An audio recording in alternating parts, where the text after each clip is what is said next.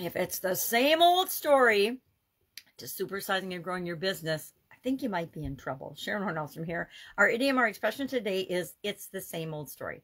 And like a whole lot of idioms we've talked about recently, the absolute origin is unknown. Now, this is one that's supposedly started in the United States in the 19th century. So you'd think we could find and trace down the record of when this started, especially nowadays with the internet and everything.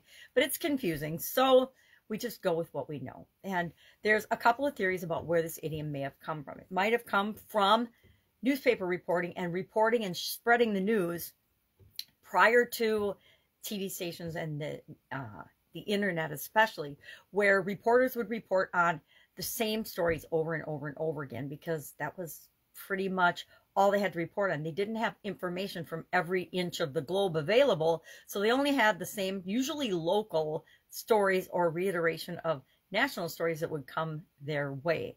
You know, things like as technology changed and information could be spread more readily, then more stories were available. But until then, it was the same old stories over and over and over again.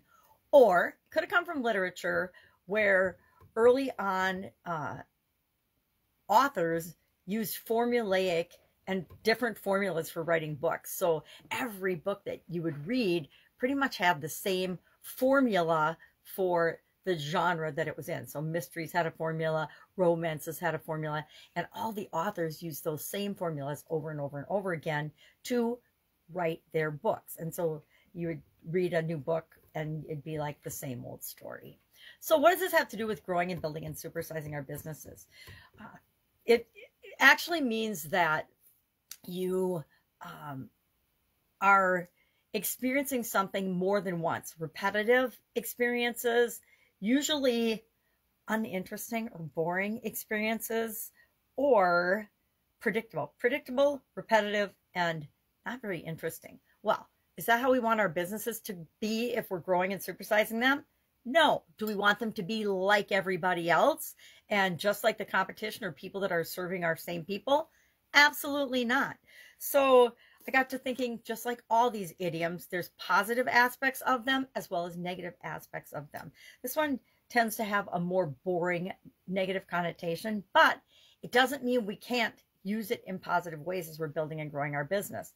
I say we take those repetitive, boring, but essential tasks and we automate them. We create processes and systems in our business to make those things automatic. The boring things, the repetitive things, the things that we know we can create a system or a process or a habit or a ritual for, we automate those things in our business so that we can spend our time and energy creatively serving the people that we're here to serve. That's an example of that to me. I guess the other one that this brought to mind for me was repeating the same mistakes over and over and over again, and learning from our mistakes versus other people's mistakes versus both. I think it's genius when we learn not only from our own mistakes, but we can read and learn the stories of other people or engage with other people in networking and mastermind type events and learn from their mistakes so that we don't have to make those same mistakes ourselves. Love to know your take on this particular idiom. Do you ever feel like, you know, and there are days, let's be honest, there's days when we go into our businesses and it feels like the same old day, Groundhog's Day, repeating over and over and over again. And that's when we know it's time for us to make a change in order to grow and supersize our business. All right, have an awesome day. Share your thoughts on this idiom below, and I will be with you tomorrow.